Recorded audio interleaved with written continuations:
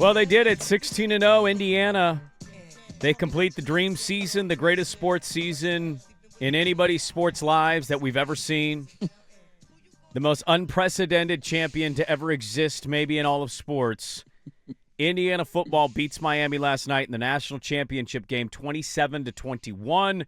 They pick off Carson Beck at the end, and they secure their undefeated dream season. They did it without a single five-star recruit on the roster. Pretty remarkable. And I don't know who's in a bigger hell today. Maybe it's Miami fan. You lost at home in your own stadium. They gave you a shot, game-winning drive on the line. Had the ball with less than 2 minutes to go with a chance to go win the national championship. Or Phil Knight, an Oregon fan who's been donating and building and building and building and building. And they still haven't gotten one. And 2 years in, they figured it out in Bloomington. Yeah, I mean, look, it hurts. I've always dreamed of Oregon being the first new national champion since Florida, and Indiana will now take that mantle. There's still a great belief in where the program is at and where they're going in the years to come, and Oregon's going to be right in the mix for many years as long as Dan Lanning is sticking around. It definitely hurts more to be a Miami fan because you were there and you had a chance to win the game. And I said this a couple of weeks ago, and I feel this way for both teams. Like, I think we've now got to the point with college football to a certain extent where it's so much similar to the NFL, where every year you're going to see teams that show up and teams that don't show up. And we're going to kind of do the projection forward and say, oh, well, Miami made it this year in year 4 under Mario. That means they'll be back. Look who they're losing. Are they going to get their same production from a bunch of different pieces? Their offensive line's going to be largely gone. Their front seven's going to be largely gone, and you got to go rebuild and do it again next year.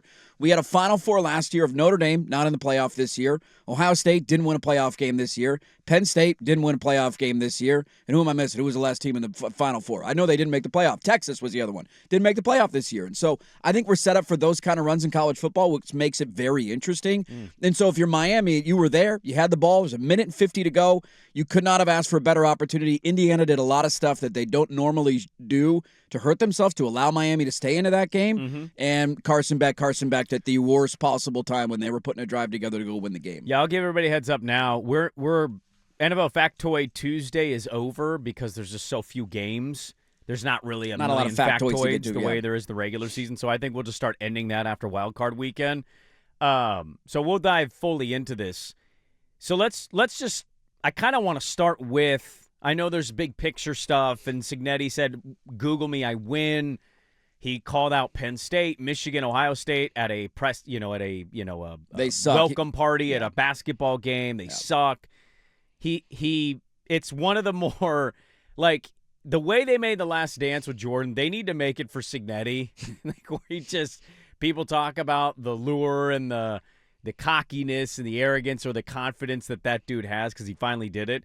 We can talk about that part of it. I am interested in this, and I text this to you guys.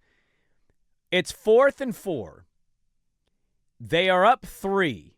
There's like 1:57 left. It's just after the 2-minute warning. Miami has no timeouts left. You're on about the 14-yard line, 15-yard line, somewhere in there. 14-yard line. Miami has no timeouts. You're 4 yards away. You'd been in a 4th and 4 earlier, only up 3. And what did they do? They converted and scored a touchdown. They did a quarterback draw with Mendoza, who had his Elway helicopter moment. That's going to be the highlight of that game. We'll see it for the rest of our lives. And he didn't hesitate, and he got the touchdown out of it. Well, they did call a timeout, which then led to a little bit of, Indiana hasn't really been in this spot. They're calling timeouts in big moments. Now, they ended up winning, so it's very stupid. But, like, were you guys thinking what I was thinking of? That dude's 4 yards from icing the game. Yeah. A field goal only puts you up 6. Miami gets a touchdown. They're going to beat you on an extra point. Will win the game. I was legitimately jaw-dropped, stunned that he decided to kick a field goal to only go up 6. I see the argument. I think I would have felt a little bit differently had it been inside the 10-yard line, and I know that's not that big of a difference, but part of the going for it down there for me is if you don't get it, you're backing that. Like if you're on the 4-yard line and we just came up short, we threw an incomplete pass, now you got to go 96 yards or needing a field goal less than that. So I know it's not that big of a difference, but being on the 15 as opposed to the 5 changes a little bit for me. I wasn't outraged by the decision because I could see both sides of it. It's not outrage. It's shock that that guy. And I wasn't shocked by either of it because, one, we just haven't really seen Curt Cignetti in close big game moments very often as a head coach. They blew everybody out this year. Sans Ohio State, I guess, kind of the Oregon State first game. And a little bit of the Oregon game. Right, there's not a lot. Every other game, the last two playoff games, they won by 50. State. Sure, Penn State. They had to come back from. But there just hasn't been in big moments a lot of these decisions that he's had to make.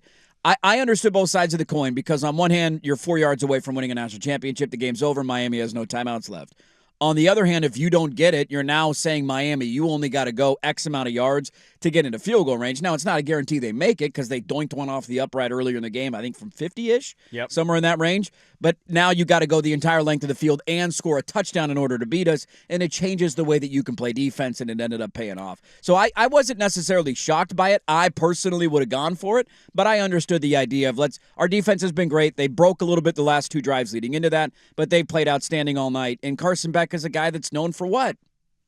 It's kind of what he's known for. And what did he do? He threw a ball into double coverage on first down with 50 seconds to go. First or second. Like, there's just no need to throw that ball. He didn't need to throw moving the ball great. You got all the way to midfield, and he just did the thing that Carson Beck seems to do in big moments, and so it paid off. But I personally would have gone for it there to try to ice the game. Well, I think that's kind of a little bit of a theme we have. One coach won it, one coach didn't. But we had 2 coaches this weekend, one in college, one in the NFL, that a little out of their nature doing something we thought they'd do something that they didn't. Yes. Or based on their DNA traits traits that they would do, based on their DNA of traits. all season long. And it worked for one, it didn't work for the other.